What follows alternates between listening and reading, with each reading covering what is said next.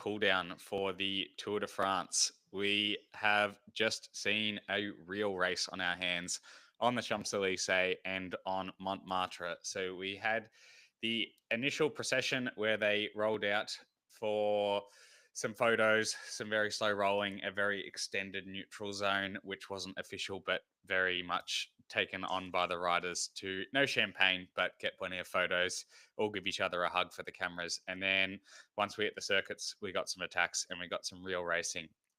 Initially, to start this off, we actually saw Florian Lipovitz off the front in a break with Quinn Simmons, and they didn't get given too much room, but there were a lot of other riders happy to get involved. Now, we should say straight up, the GC battle was taken off the cards with the race being so wet that it was neutralised for the GC times from 50 kilometres to go. Good decision on their part, I think. And then once we hit the climb the first time, we saw the yellow jersey ripping it up the climb and splitting the race to bits. And essentially from then on, we had the riders that wanted to race on wet, slippery cobbles in Paris in front, and the riders that were pretty happy to roll in and head to the after party were not involved from then on. And then each time up, we lost a few more riders and a few more riders until we had a group of 6 left with Matteo Jorgenson and Wout van Aert, the only 2 teammates. Wout van Aert used his teammate Matteo Jorgenson to perfection to attack over and over and over again, which meant that everyone looked at the yellow jersey Tadej Pogacar to chase over and over and over again. This meant that Tadej's final attack on the last climb wasn't as useful as he would hope, and he wasn't able to distance Wout van Aert, who attacked over the top of him in a very rare occurrence that we haven't seen for haven't seen much at all for the last few years in Tadej Pogacar getting ridden off the wheel by another rider. Wout van Aert stayed away solo to win ahead of Davide Ballerini and Matej Mohoric in second and third, and Tadej Pogacar finishing in fourth. And that was the final GC. Aidan Burgess, were you happy with the race? No, I'm happy with the outcome. If I look like shit, it's because I feel like it too. I decided I was going to do an all-nighter because the Women's Tour de France was a fantastic stage. So I stayed up, I watched all that, and then I thought, oh, well, it's only 120 Ks, surely it'll be over by 2 o'clock, right? And it wasn't. So I went to bed at about 2. I woke up at 3. And Wout van Aert was in a breakaway with the yellow jersey and Matej Mohoric. And I thought, well, here we go. We're on here. So that was with about 12 Ks to go. And when Wout hits that climb, man, I thought that was it when Poggy started turning the screws. But instead we end with Wout van Aert being the only person to drop Tadej Pogacar in the 2025 Tour de France. In fact, I think he's also the only person that has been able to hold Tadej Pogacar's wheel on a climb when he goes. Well, I can't remember Tadej getting ridden out of the wheel since, and it has definitely happened since, but the most recent memory I have of it is Wout van Aert doing it on a climb in the Tour de France about 3 years ago. I was trying to think of a time he's genuinely been dropped. Now, Roubaix this year, Van der Poel rode away from him, but it wasn't because he rode him out of the wheel. It was just because Tadej crashed on Van der Poel's wheel. But it's the first time we've seen it in so long, and the circumstances are clearly quite different to a normal race. But that was not on my bingo card, Wout van Aert riding the yellow jersey off the wheel on the final climb today. But bloody cool that they actually decided to race it. I said it mostly as a joke last night that it would be cool to see Tadej have a go. And clearly he was listening to the episode as he has listened to all of them and just went, okay, I'll have a go. Jokes seem to be the theme of this tour, and attacking as a joke. Let's make it happen. And yeah, he definitely wanted to win today. Yeah, and that's the thing, you could maybe say, oh, well, how much of it in the back of his head was it just, I've already won the Tour de France? And I think towards the end, once he lost Wout and it was clear that he wasn't going to get it, you did see him drop off. but I don't think that was in his mind when he was going up that last climb. I think Nah, I he was think putting everything out there. from me, this is pure speculation because we didn't get the radio updates from Team UAE. But I'm going to guess the directors from UAE are in his earpiece the whole time, telling him to relax on the corners and not go too hard, because those corners did seem crazy slippery. I'm not sure whether ASO sold the TV rights to Disney instead of Warner Brothers, because we got the Tour de France on ice today. They were just going around Nice. the corners like they were Saving the best till last. barely moving. But yeah, he was clearly not interested in taking any risks on the corners, and that was essentially the difference in the end. I think if he had have been prepared to rail the descent the same way that Van Aert was, and Mohoric behind, who seemed to close a 15-second gap in about 1K on that descent, which you'd expect from Mohoric going nuts on a wet cobbled descent. But yeah, it seemed like Tadej the whole time was prepared to race with his legs, but not take any risks in the corners, which I think is a smart thing to do. The only way he was going to lose the yellow jersey was to crash bad enough to not cross the finish line. And while he'd obviously have time to get a spare bike, and the GC didn't matter because it had already been taken, you don't want to crash and break your pelvis to the point where you physically can't ride the bike anymore. And also just crashing in general isn't that nice. And he would have wanted to avoid that. But I think it was the right mix of him for going for the stage win without taking any unnecessary risks to risk losing the whole tour just for a bit of fun on the last day. Someone who's not going to get as much glory, but I think Wout owes the stage win just as much to Matteo Jorgenson than he does to Definitely. himself. The Yeah. tactics there, every single time Hoggy started sitting up in that last 10Ks, Jorgenson would whack him.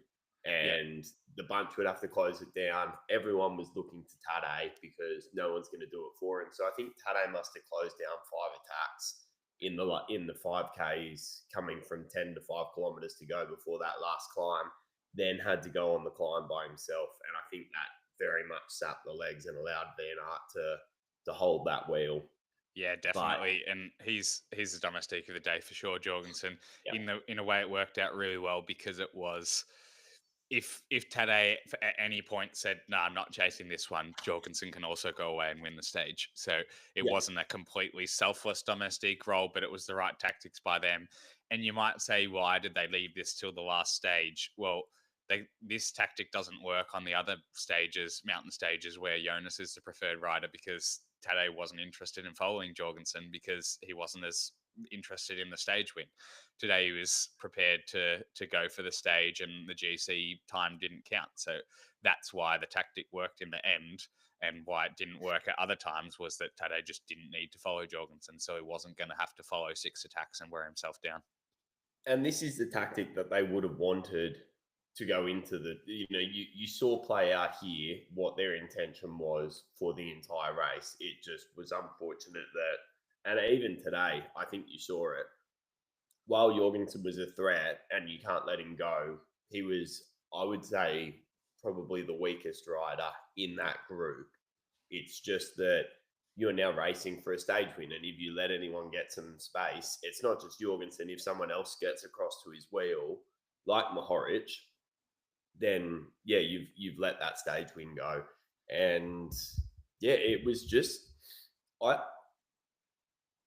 honestly I thought it was a bit of a procession anyway. I didn't see how this was that different to getting the Champs-Élysées and then just ripping it up in a sprint circuit.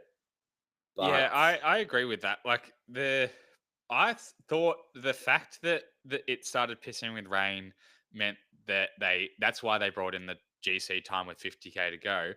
I think it's almost a blessing in disguise in that if they're going to use this course in the future, use the same format, because then the riders that were complaining, saying, "We don't want this, we don't want to have to race the last day, it's too dangerous, it's too big a peloton," they don't have to get involved. You just get what we got today, whereas it looked like about 50 riders the first time up were interested in racing. The rest were just on their hands and knees, happy to roll in and call it a tour. That I'm okay with that. For me, that race was more exciting than a sprint finish. Like, that's probably just because I am a fan of classic style racing and breakaways like what we saw today. There's going to be people that prefer to watch a bunch finish and prefer to see the sprinters have more of a reason to claw through Alps to get to there. So I don't think it's gonna. I don't think you're gonna have no arguments in future in terms of that hasn't settled the case on whether we should go one way or the other. But I think we did definitely get a good spectacle today, and I think there was no massive downside to it unless you're a sprinter. For the GC guys, I think they'd be happy coming through and just going, yeah, I didn't have to contest if I didn't want to. Listening to Caleb Ewan on the SBS commentary, though, I think it did give me a bit of an insight into why some of these sprinters are a bit pissed off about it. I guess there are so many opportunities for the climbers to have these amazing romantic stage wins and photo finishes and things like that. And really, as a sprinter, your iconic finish is the Champs-Élysées. And that's been taken away by the organisation. A lot's been made of the fact that it's, you've got to embrace change. And it was only in 1975 that it was introduced as a sprint finish anyway. Whatever. I can understand their perspective, having a look at it today versus seeing Mark Cavendish win on the Champs-Élysées, and there is something that I think sprinters have had taken away from them now. And yeah, I'll be interested to see whether it does continue. I didn't hate it. I just didn't, it was made out as if it was going to be some great last hurrah kind of thing. And it just, to me, felt exactly the same as the other ones, just a different group of riders winning. Yeah, I'd agree with that. I think we should definitely note right here that it is not suiting sprinters, but we did just see a winner that has also won when it's been a bunch sprint there. Worth noting that he's a special rider in this case, Wout van Aert. He doesn't fit the mold of the general sprinter, but from talking to sprinters in my team the last few years on the Q36.5 team, the pure sprinter is not well looked after in today's racing. In that, I can see, similar sentiment to what Caleb was saying. There's just not many sprint days where it is pretty cruisy until a bunch sprint at the end. The race organisers love throwing in climbs in especially the last hour when people are watching on TV, or cobble sections or gravel or some crazy villages, whatever it is, to make it more exciting for the viewers rather than just that last 5 or 10K. And yeah, I understand that idea of this being the unofficial Sprinters World Championships, which, by the way, there seems to be about 10 unofficial Sprinters World Championships at the moment. But with the big thing that I think they wanted to replicate from and why they chose this was the crowds that we saw at the Olympics. And it's funny because I was watching when they came in onto the Champs-Élysées, and I thought, it must be really bad, much worse weather than the cameras are showing, because there's no one here watching what's going on. Like, usually it's absolutely packed at this point, and it turns out that every single person was trying to pack onto that Montmartre climb, which was absolutely nuts. And I was there for the Olympics last year, and I remember thinking, I'll be able to go and watch, and I just couldn't get within 10 meters of the road because there's so many people there watching. So that atmosphere, absolutely amazing. I think it took away a bit from the rest of the course, which, because everyone was packing onto that climb. So I don't know if that's something that they care about, or whether they prefer to see the riders spread out. But yeah, the finish line, there was no one there. It was a bit anticlimactic. It was just officials, wasn't it? Yeah. There was the scene where they came past a church, and I'm not familiar with the geography of Paris. Never been fortunate enough to go there. Wink, wink. Anyone listening that wants to send me over there? You don't want to, trust me. It's overhead. No. Terrible. Yeah, I've heard it's a bit of a toilet. But that church, the scenes on there where the crowd was, it looked like 50 deep. It just looked like fantastic. That's the basilica at the top of Montmartre, or whatever the French word is for it. But yeah, crazy scenes up there. And those people have clearly gone there for ages before, because they weren't watching on other parts of the course. So they'd be absolutely stoked with that. Those crowds, phenomenal, especially given how rubbish the weather was. But yeah, it's really interesting. I personally preferred it. There's going to be a lot of people in the opposite camp that would prefer to see a bunch sprint. And the riders, for the most part, would not like it, especially the fact that they just had to grovel around in the rain for an hour, not even involved in the race or getting sucked along by the front of the peloton that were involved in the race, because there's still groups finishing across the line now that were completely checked out and just having to get around these wet, slippery, cobbled roads. But yeah, I don't know whether we'll see the same thing next year or whether they might alternate. But for me, I'm in the camp of keep it going. Yep. I'm in the camp of I honestly could not care less. I think what we saw today was great. I loved seeing Wout van Aert get up. I also loved seeing he gets heaps of criticism, Poggy, and to see the yellow jersey putting it out there on the last day when he doesn't have to, you know, the guy is an entertainer. He's given a fantastic show, and to be given a fantastic show on the last day when he's already got plenty of stage wins, his team's had a fantastic tour. You know, every man and his dog in UAE has had the opportunity to win a stage at this Tour de France. I think two of them outside of Poggy off the top of my head have actually gone ahead and taken that opportunity and have won. They've got the yellow jersey. They don't need this. No, he would have been completely forgiven by everyone in the cycling world. Not everyone in the cycling world, because there's plenty of keyboard warriors out there, but the majority of people would have been quite happy for him to roll in the same as Jonas and just not contest that finish at all. And also, his entire team were in the camp of I don't want to get involved in this. This is a bit too much for me. And you've got guys like, the Solaire's never going to win a day like today, but Pollitt's pretty good in these kind of races, and so is Narvaez. Wellens can both be really good there. They would have had chances for that stage win, and they were both they're all cooked. Like Poggy's been cooked as we've seen. Wout van Aert's been cooked as we've seen. Like every rider's really tired, so there's the perfect reason for Pogacar especially to just cruise in. But for him to light it up, I don't think that's for the fans and for the critics saying that he doesn't want stage wins. I genuinely think that's just because he loves racing and he would have wanted to win on the Champs-Élysées in yellow, because we haven't seen that for so long.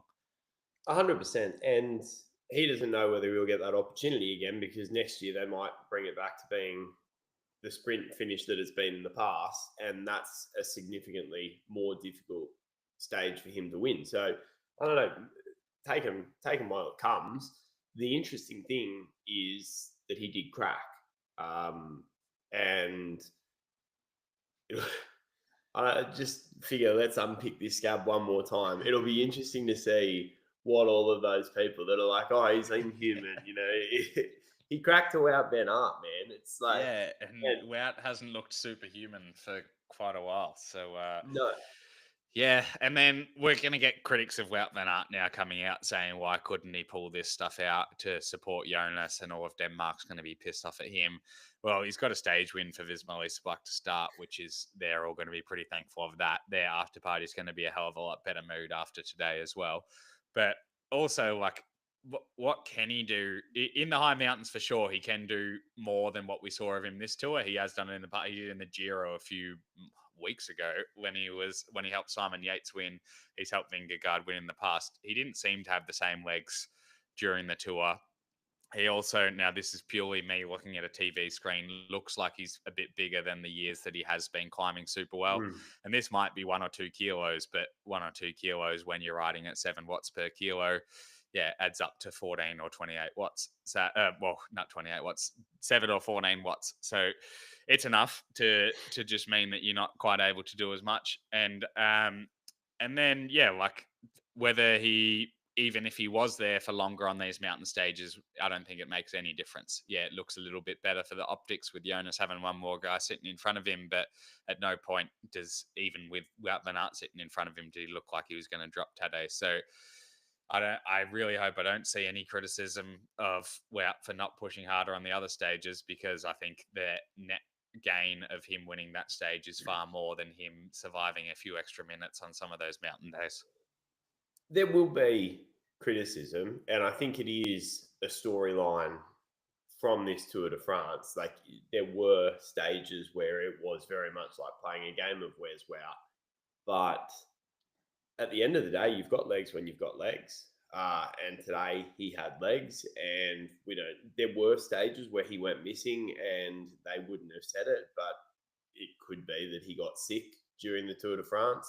And yeah, and he was sick coming in. He didn't have good prep. So the thing that you see more with riders that don't have good prep is they have those big up and down periods, because it is really hard to sustain for 3 weeks, backing up day after day without having those bad days just when the prep is bad.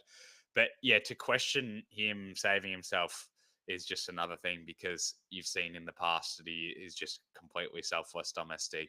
You don't have to look that long ago.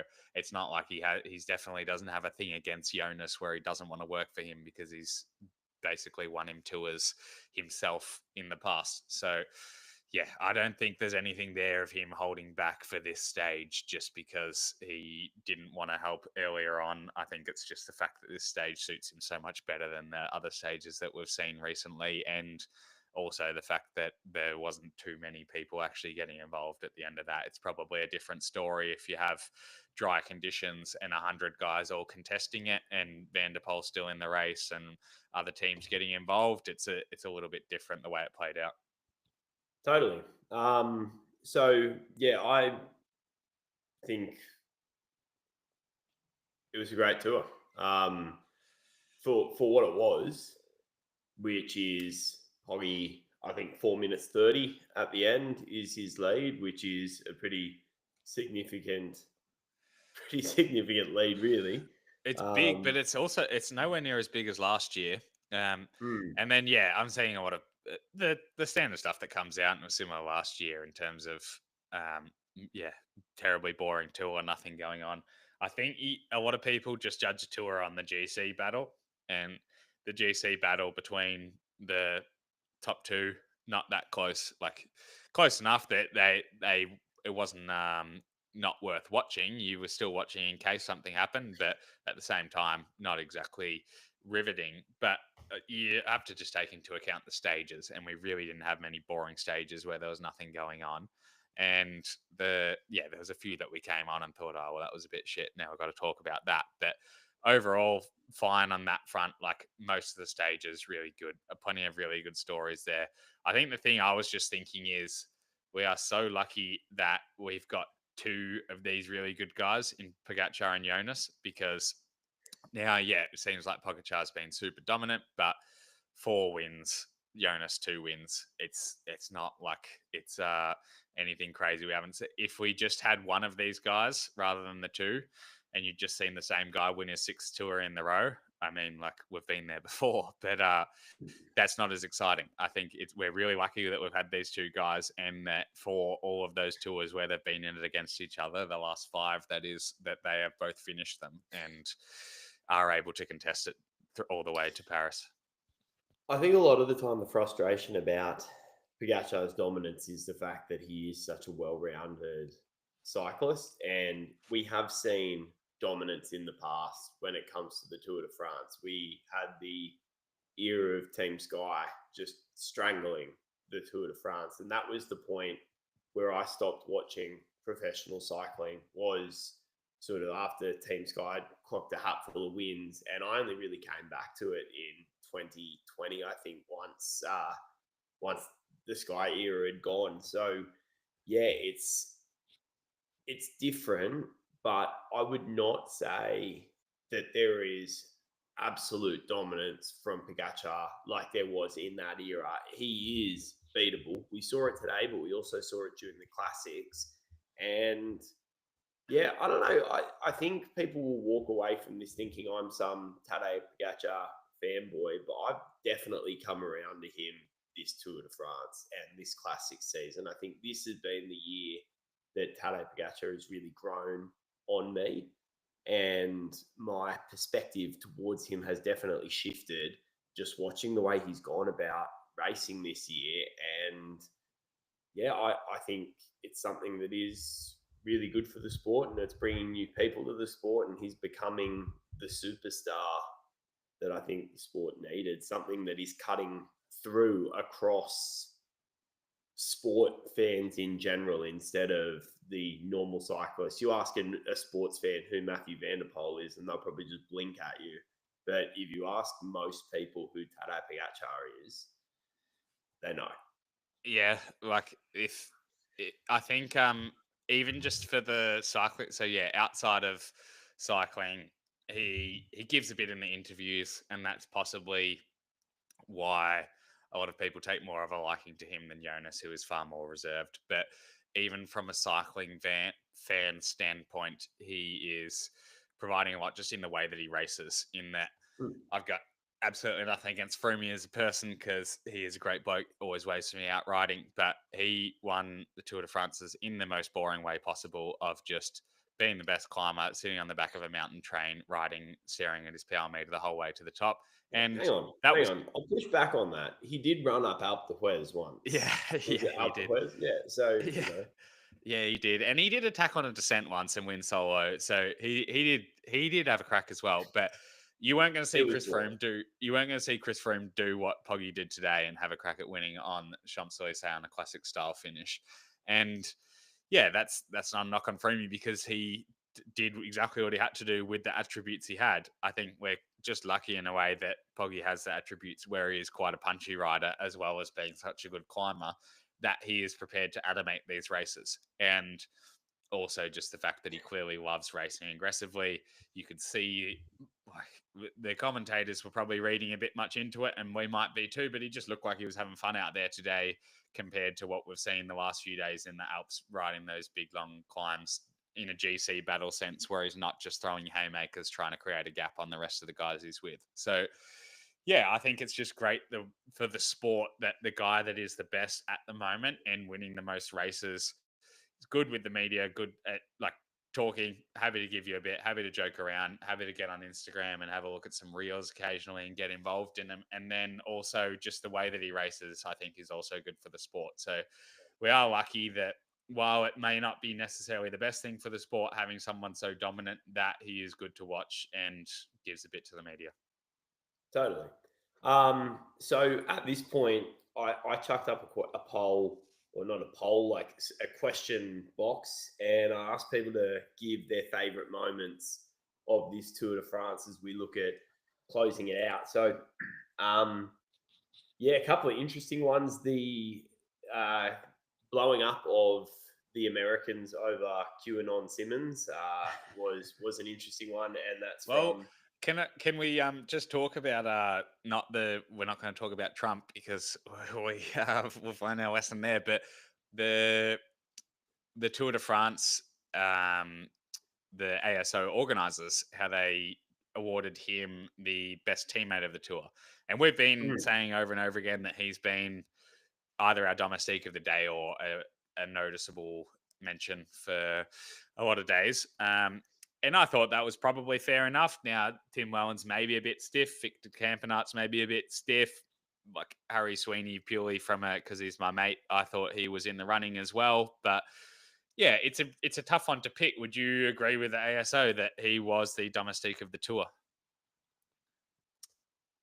I would say no, but only because I don't think what Simmons did led to results in the way that Campenaerts, well, maybe not even so much Campenaerts, but definitely Wellens and Sweeney led to results. So if you have a look at Simmons and his sort of attacks and his agitations and his getting engaged in breakaways, was he the reason that Milan won the green jersey? I'd say not.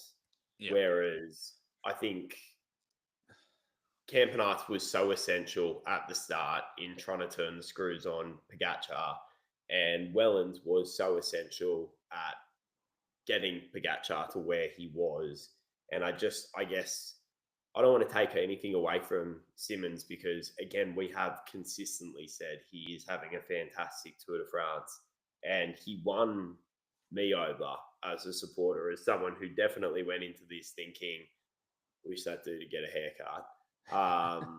Yeah, I don't know. I've left it thinking I actually really like the way that he rides. Do I have to like him as a bloke? I don't even know what he'd be like as a bloke, so I can't comment about that. But just purely as a cyclist, yeah, he's got a fan in me now, so he's done that. But yeah, I don't know. What do you think? Yeah, for me, tricky one as well. I don't like judging the domestics too much, and this is probably I've got too much skin in the game here, but I don't like don't judging the domestiques too much on the result that their leader gets, because Mm. this is just from my experience of so often, not so often, because there's plenty of times I've done an absolutely shit job as a domestique, but a lot of times as a domestique, doing the job to put your leader in the position and then the leader just not finishing the job well, and then the whole team gets critiqued for the leader not doing their job when actually myself and 7 other domestiques have done the good job. But I guess, yeah, you got to look at it in the stats world. If you're comparing it to other sports, the goal assist kind of thing, and Simmons probably doesn't get anywhere near as many goal assists because Milan just didn't finish the job as many times, because most of the stages he's not trying to finish the job. But yeah, it's tricky, and the times he's in the breakaway were times we were talking about him as well, where that's not actually doing anything as a domestique. That's more so just the fact that he was really strong and able to get in there. The other one the Tour de France had was the most aggressive of the tour, or the super combative. That was awarded to Ben Healy, and yeah, for me again, there's a lot of riders in the running for that. Quinn Simmons would be one of them. He was in a lot of Mm. breakaways. Michael Storer as well in a lot of All right. breakaways. Yeah. And then you just go, well, are you again awarding it to someone that finishes the job rather than the combative, which is making a lot of attacks? And then it's a tricky one again, because do you award just a lot of stupid attacks over someone that does a few really good ones, like we saw from Healy? So I was pretty happy with Healy to win that one, actually, because I Mm. think he was just deserving of a bit more of a prize for how much he did in that tour. And yeah, I was happy with him on that one. Did you agree with him on that one? Yeah. So really, on reflecting on it, I think Simmons, I would have put more in the running for that title than I would have for the domestique.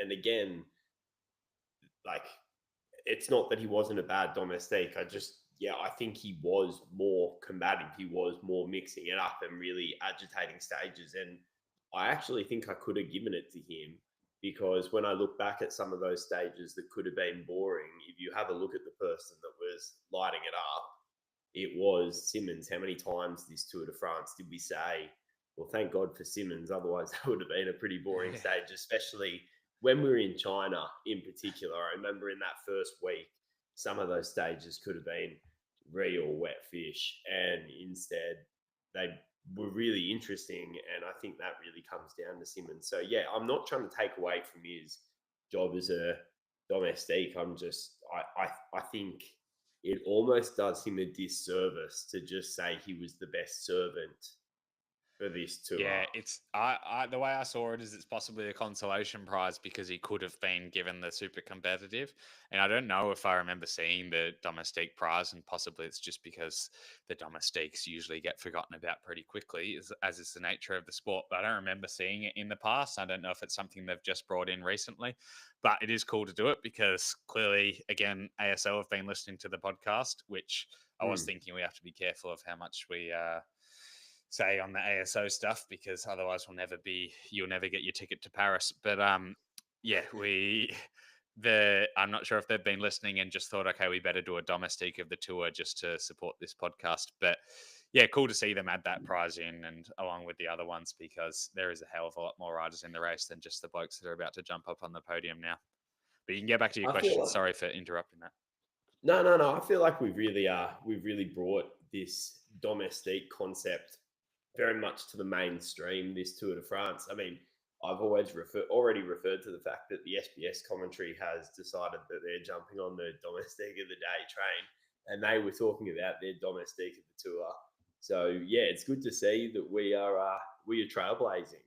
But I think one that we need to talk about is Ben Healy. He did fade away towards the end, but I think he did deserve the super combative prize. And man, he had a fantastic Tour de France, didn't he? Yeah, no, that would be a breakout for him in terms of as a GC rider, and someone that doesn't have to be. He's always been the opportunist before, sneaking into breakaways and then not not sniveling his way through. He's always doing the big pulls and then riding away because he's super strong. But now he's shown that he can actually climb with some of the best guys in the world. And yet he Yeah. wasn't contesting at any point to beat Pogacar or Jonas on a summit finish when he started the climb at the same time as them, at least.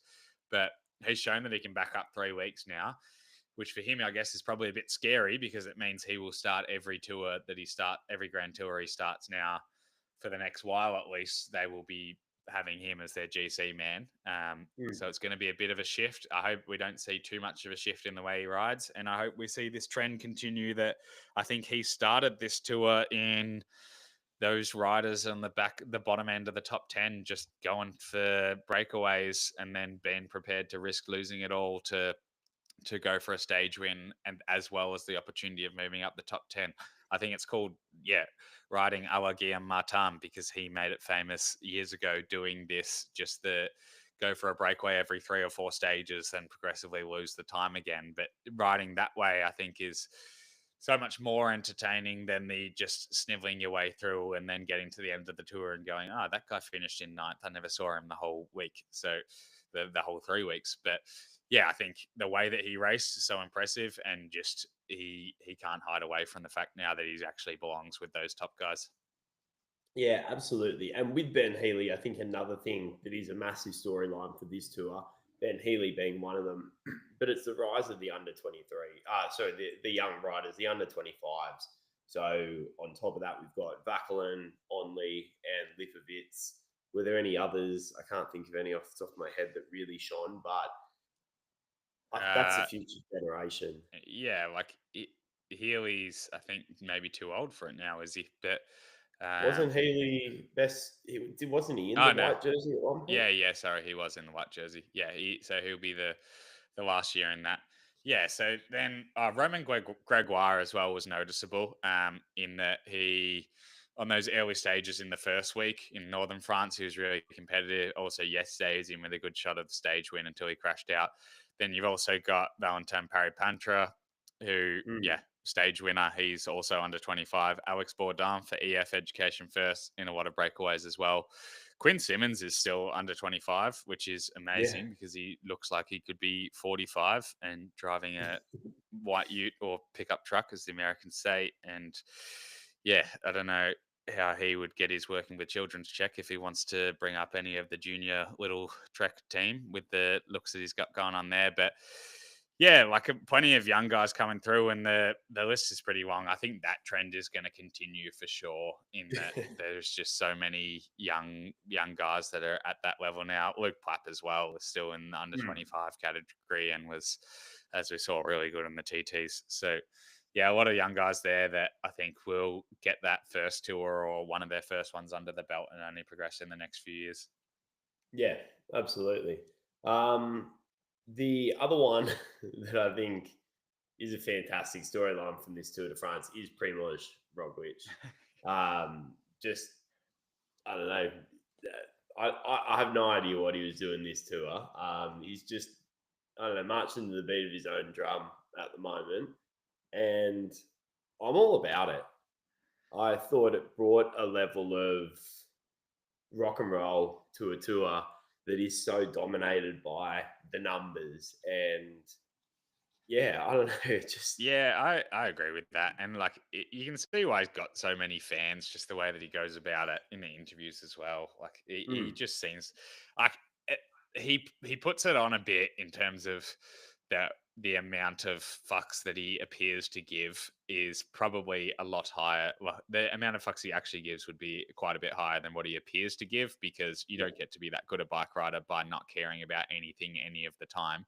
And the results that he has speak for themselves to show that he does put the work in. But he definitely lived up to that this tour, in terms of just, we called it in week one that he'd checked out of the GC battle, and then at one point in late in the third week he looked like he was going to get himself onto the podium. So mm, that is just the way that he rode the tour. And then went back the opposite way, and then all of a sudden didn't care about it and went back down to 8th place. But it's going to be interesting with him because he's out of contract this year, and with it seems like Evenepoel's pretty much signed, sealed, and delivered to Red Bull. So he's still worth a hell of a lot of money, and a lot of teams at this race would want him and know that he's capable of still winning a lot of very good bike races.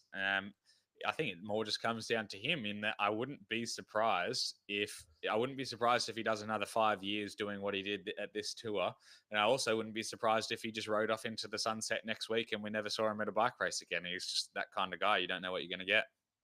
Well, someone did say to me, "Is Primoz Roglic washed?" And I said, "No, like, don't forget, this dude won the Vuelta last year. Like, it's not like he's a bad bike racer. He's just, again, I mean, he's had his time. He's fortunate that I feel sorry for people like Remco because Remco's got a lot of work to do to be, Red Bull's going to pay a lot of money for Remco, and he's got a huge gap to close to be a part of this GC conversation seriously. He cannot rely on his time trialing to be the thing that gets him to second place, and Red Bull would be hoping the top step of the podium. So Primoz Roglic, he's had his moment, but he's also just another one of those people that is at a time where there are just two fantastic bike races, and so much of the oxygen gets sucked up with Tadej Pogacar, but Jonas Vingegaard is a fantastic bike racer. So yeah, I would not be thinking that Roglic is gone. It'll be interesting to see what team he lands on. It's definitely not going to be one of the big three. Although I'd love to see him go back to Visma, I just don't think that they would really want him. But that gives an opportunity then for a smaller team to pick up a rider with some fantastic experience. And, in the same way that EF picked up Carapaz and then Carapaz went and almost won them the Giro d'Italia, I think Roglic could be a really good opportunity for a smaller team. Yeah, and I think there's going to be a lot of just, at the moment, the teams can't compete with Jonas and Tadej. So any races they rock up at, teams are either hoping they crash or get sick is their only chance they've got of beating them. At the Grand Tours, at least. In week tours, it's a little bit closer, and Roglic is an absolute king of winning 1 week tours. So that's the other thing for any team is when you bring Roglic, you're probably going to win 3 of the big 1 week tours per year, like a Tirreno Adriatico or a Paris-Nice, the Tour de Suisse, Dauphiné, those kind of tours. Roglic will win 2 or 3 of those every year for the next few years if he wants to. The Grand Tours as well. Yeah, I think he's really well suited to, like EF, one of those mid-tier teams that wants to have a crack at a Giro or a Vuelta. And yeah, he's still capable of doing that. We've seen it last year. Even this year, like you see, he's not that far off. Now, like Lipovic is definitely throwing his hat in the ring to be a contender. You're going to have Del Toro probably rock up to a lot of those. Ayuso as well. We've got to remember, despite the fact he hasn't done anything since being stung by a bee. But yeah, these guys, there is a lot in that second tier. They're going to be fighting for the scraps, basically, what Jonas and Tadej don't want. So Roglic is 100% in the ballpark there still, and I think he will be for the next few years. So I think if you're one of those mid-tier teams, then he's the guy to be throwing money at the moment, especially just the amount he can pass on to the young guys coming through as well. Well, that's the other thing. Like, a lot of people sort of will question his Tour de France this year and why. Another question I got is why has Red Bull spent so much money on Primoz Roglic? And at the end of the day, I don't think Lipovic is this good by coincidence. I think there is some mentoring going on. Now, did we see a harmonious team at this Tour de France? No, I think there were situations where their tactics suggested that maybe there was some tension in regards to who was racing for GC there. But just having someone with his experience, he's over 10 years older than Florian Lipovic. That's a lot of bike racing under your belt that he can then pass on. I think he's probably been invaluable. I can't speak to that because I haven't been on the inside of it and I haven't spoken to anyone that is on the inside of it, but I would suggest that he's played a bit of a mentor role to Lippo, and I think that would be very beneficial. Yeah, and he's just, he Yeah, I don't know how much. I don't. I've spoken to Pithy a bit during the tour at Red Bull. He's not learning how to be a GC rider, so he's not talking to Roglic as much on that side of things. But he just said Roglic is a super relaxed character. Like, Mm. that is good to have around the team. You know, you're not going to be bringing someone into a team that is asking you to move the world for them, which is the risk when you take on a big rider that's coming from one of these top teams to a smaller team that doesn't have the resources or the staff or the budget to match what those big teams offer. That these riders will sometimes come in and say, no, I want everything how I want it, this is how this needs to be, this kind of thing. I don't think he's going to be that kind of character, so he's probably going to be pretty good on that side of things. So, did you have a story from this tour, something that really stood out to you that hasn't been mentioned, that you thought that will be a moment that I'll walk away remembering? No, I don't. I think for me the big story, and I already said it, is the bottom half of the GC battle having a crack in breakaways. I think Mm. the the worrying story probably was how few riders actually were getting involved in that last week. In that we just saw repeat offenders every day for the break, the same 10 guys getting in the break. Really, they'd be joined by another 10 guys at the start who'd get dropped on the first climb because they didn't have the legs, and then we saw the same 10 GC guys. So for the last 10 stages, it seemed like we only had 20 guys in the race, which for me, I don't know if this is a new thing for this race, because it's possibly just because I was paying more attention, and this is what has always happened every single Tour de France, is that there's not that many guys getting involved, but there's a lot of riders that I was thinking, oh, I'd like to see them get involved today. This is a good stage for them, and they just weren't. And this isn't because they don't want to, it's just because they don't have the legs to. But I don't know if that it's a bit of a worry that there is still there's more depth than we've seen in the past, for sure, in that there is a lot of riders in the ballpark. But yeah, I think it was a little bit of a shame that there was a lot of riders that actually just didn't get involved in the race much at all in the last few weeks, and a few riders that, if you look down the start list, there was a few today.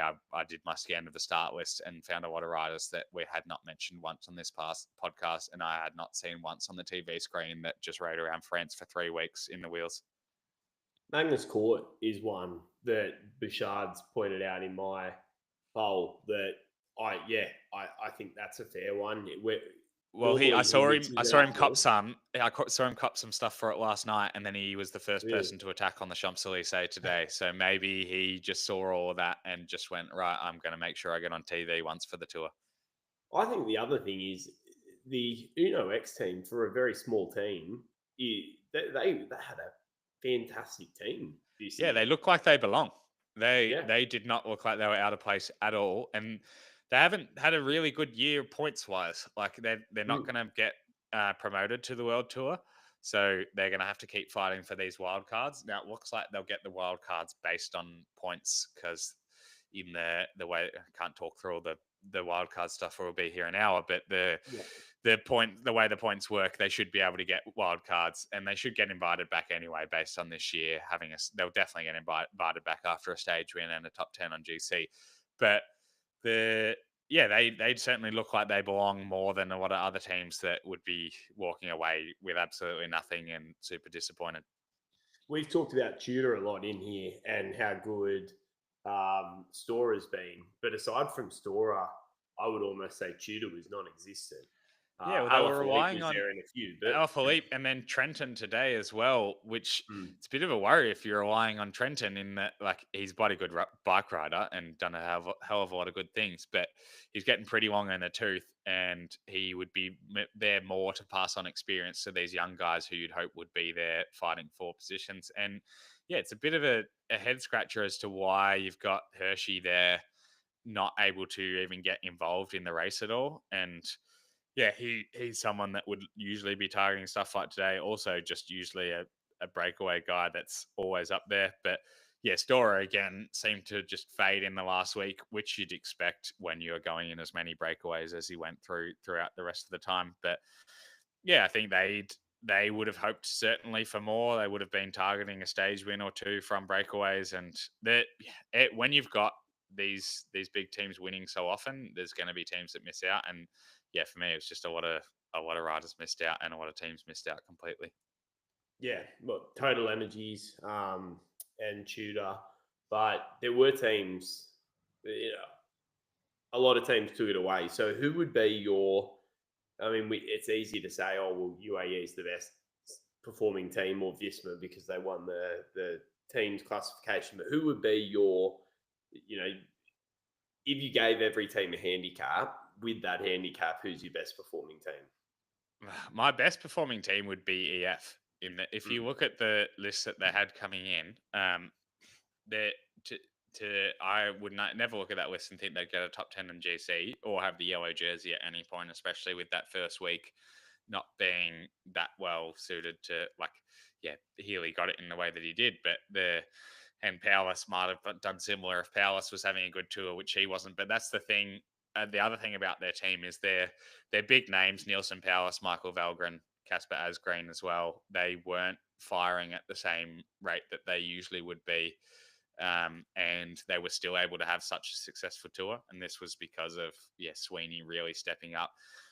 And Sweeney's a big talking point of the tour because he was the last call up to this team. And he's someone that's just been overlooked way too often on teams he's been on in the past. Yeah, he still never won a pro race, but he does a hell of a lot in every race that you actually watch. And the fact that people are watching these races for more of the race, they're seeing someone like him do more throughout the stage, realizing his worth, hopefully. And I hope now he's penciled in as one of the first names on the list for this race in the next few years.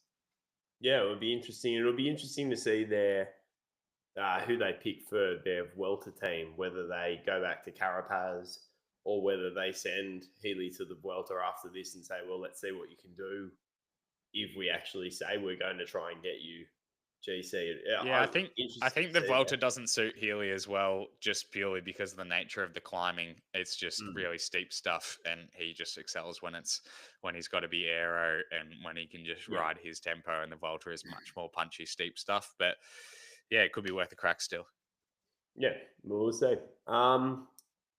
So yeah, I don't know. With that, do you have anything else to chuck in there?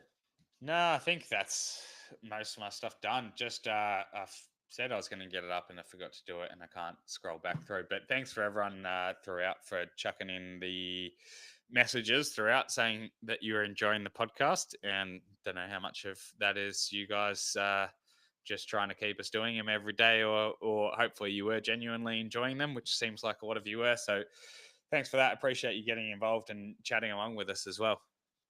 Yeah, I think I would reiterate that just in the support that I've received just from everyone on the socials. It actually means a lot more than I think people realize that it does. This is the first time I've ever done anything like this. I've done some podcasts, but a daily podcast where we recap the tour, this is brand new for me. And the support from people coming in saying, engaging in a conversation about it has been really good for my confidence as we've gone through this. So I've genuinely appreciated all of that. And I think we should both give it, well, I definitely feel like I owe a bit of a debt to Domestique for taking a punt on me. So I genuinely appreciate that.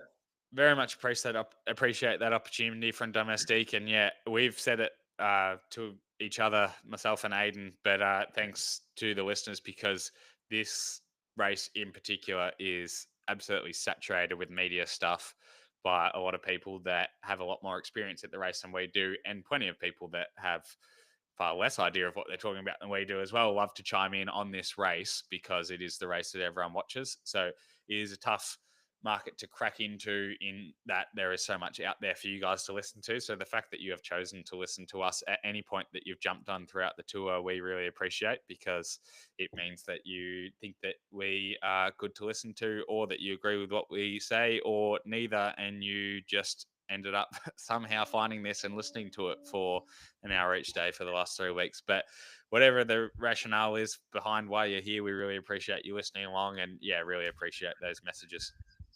Maybe you just like my smooth baritones. But yes, I think, what Cyrus and I have said is anyone that watches our show or one that listens to it, that's someone that we've managed to pull away from some really established cycling media, and that is the biggest compliment. So to every single person, honestly, I think if two people listen to this and one of them was my mum, that's still one person that we've managed to get over. So the fact that we've had some pretty decent numbers is something that I'm really proud of.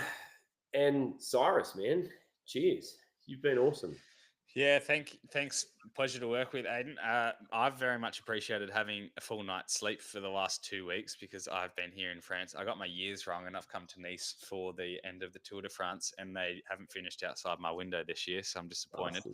I hope they just bring that one back for next year. But no, I appreciate you waking up in the middle of every night, and I'm sure you'll appreciate your sleep for the next few weeks at least. And Can't fucking wait. I'm sure you'll be praying to get a call up to follow the race next year, and hopefully it's something you can do in future. For me personally, I hate following bike races around because I have spent so much time on the road myself at bike races that usually when I'm watching a race, I'm quite happy to do it from my lounge room. But no, it's been a pleasure being able to chat about it. A pleasure, being able to have that audience to listen to our ramblings. And yeah, it's been really good to do. I don't feel like I need to necessarily come and follow the Tour de France around. I'd just like someone to fly me to a time zone that is closer to the Tour de France time zone. I'm happy Go to to sit. South Africa. Yeah, I'm happy to sit in some hovel in South. I'd put me in a hut in South Africa. I'd be happy there as long as it's got good Wi-Fi and I can sleep during the night. Yeah. But yeah, no, it's been unreal. It has been a really fun Tour de France to do this with.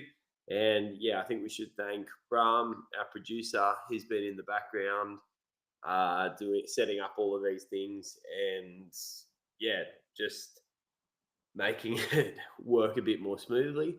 So we appreciate you, mate. And yeah, I think that's So right.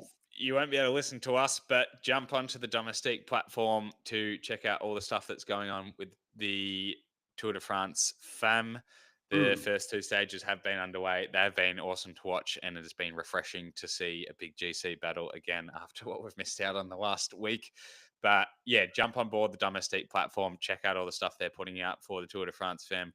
If you're in Australia, get some sleep over the next week and keep catching up with the highlights and keep reading up on the articles that the Domestique are doing in the morning. If you're in the rest of the world, tune in the Arvos the same way you were with the men because the racing. So if the rest of the week's the first few days are anything to go by, the rest of the week's going to be great. So jump on board and watch that as well.